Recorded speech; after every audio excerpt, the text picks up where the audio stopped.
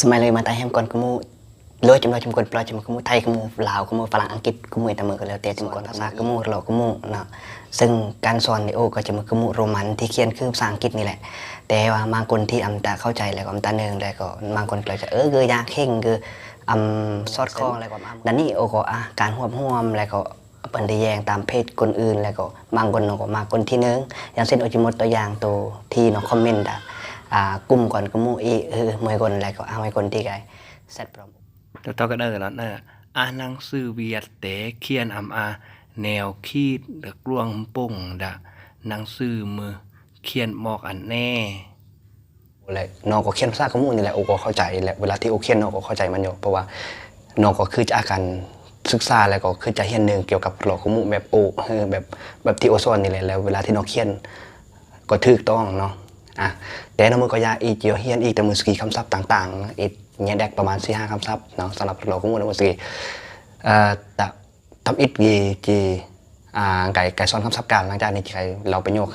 ซึ่งเกิดกับพยาแดกคำศัพท์ที่หนึ่งนี่คือยอก็คือตัวy เนาะตัว y ในภาษาอังกฤษตัว y o h เนาะก็คือยอภาษากมูลอยอเนาะแต่ว่าภาษาลาวแบบไปแล้วก็กายคำศัพท์ตัวยอคือกายก็คือกลับมาเนาะไปแล้วก็มาสินะ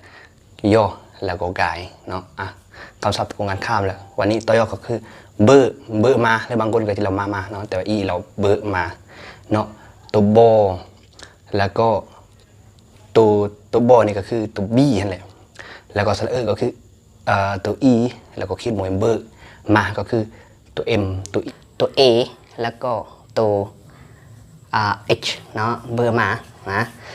แล้วบัดนี้กินนี่มันสำหรับที่มันคำศัพท์นะเดี๋ยว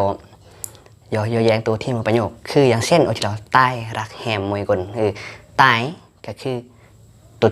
ที่นั่นแล้วก็ตัว A ปาร์ตัว Y ก็คือตายบัดนี้รักก็คือ R A K คือรักแฮมก็คือH แล้วก็ E สองตัวไม้หัวลองห้ำแล้วก็ตัว M ก็คือตัวสะกด M นั่นคือตัวมอนั่นแฮมแล้วก็อ่านว่าตายรักแฮม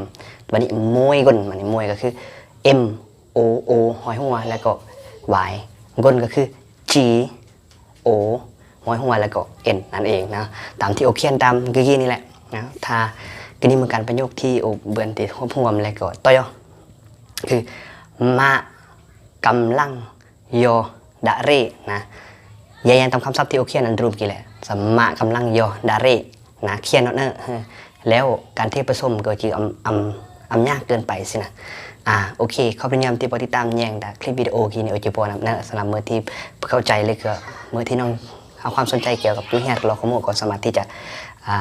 ไม้โอเปื่อนแหละตาลงมือที่ยังข้างทำอิดก็กดไลค์กดแชร์โอแน่เนาะแล้วก็กดติดตามทาง YouTube แน่เพื่อเพิ่มกำลังจิตกำลังใจที่โอจะแต่งคลิปวิดีโอต่อยอดและซ้อนเราก็มุ่งอันคือละเอียดกว่ากีและอันคือซอดคล้องกว่ากีและอันคือเลอะกว่ากีทางมือโอเรา